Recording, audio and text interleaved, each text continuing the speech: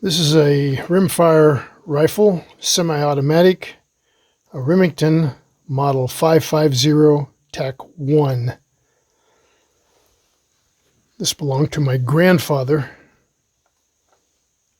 who gave it to his oldest son, my uncle, who gave it to me.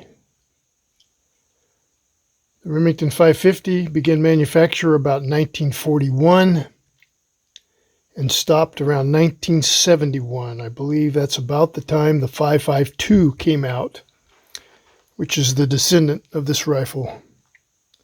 This rifle is well used. It's a relatively inexpensive rifle. A piece of wood inletted for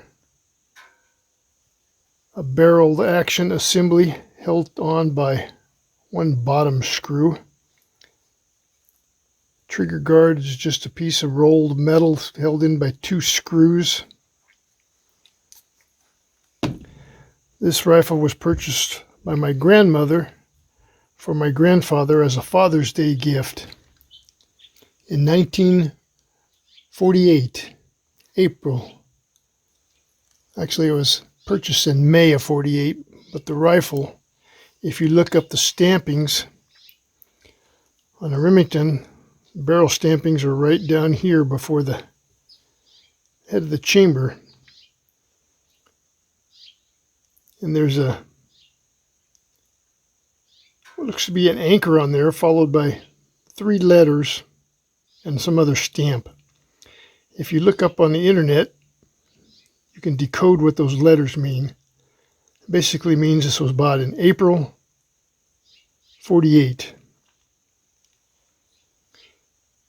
And he used it until he couldn't see these iron sights anymore. Simple leaf iron sight with an elevator. And then he put a scope on it. It's dovetailed up here for a scope mount. And he was able to use it scoped for a while. But he finally put it in a corner as he got older, and it just sat there and sat there and sat there. Looks like the stock has been refinished. The barrel has lost quite a bit of the bluing. The sights still have a nice blue on them.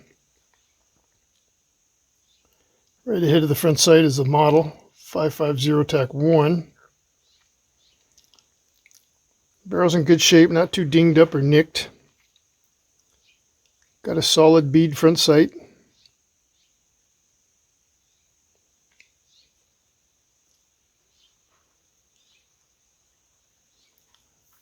Tube fed magazine. Holds around 15 long rifles, I reckon. One screw to hold a receiver barrel assembly together. Safety. Somebody put a swivel stud on the stock. I doubt if it came with that. Plastic butt plate, Remington logo on it. When you loosen the screw, like I've done here,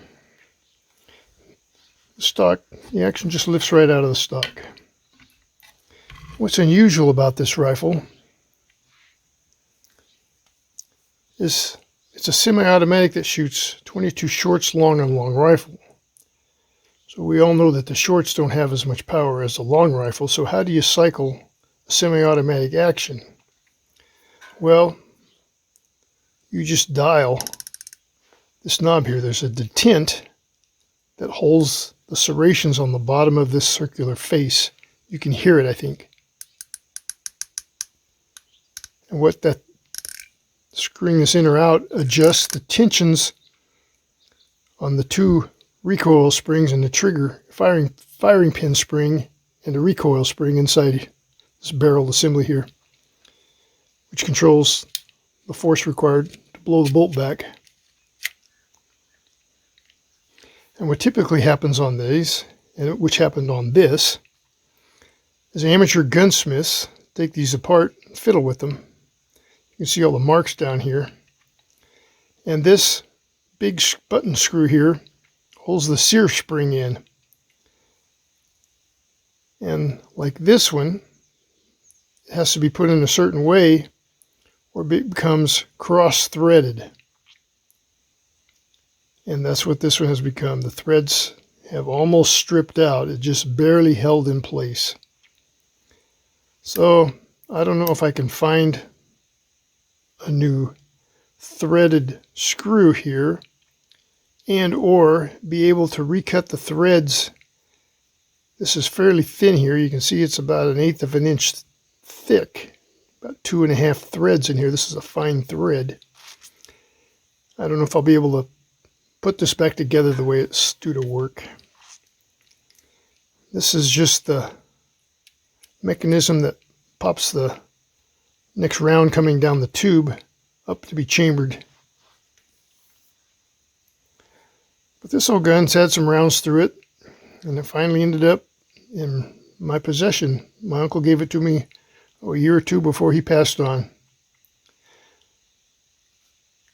But I remember my grandfather carrying this in the cattle truck to shoot squirrels when I used to come up here and help him on the ranch.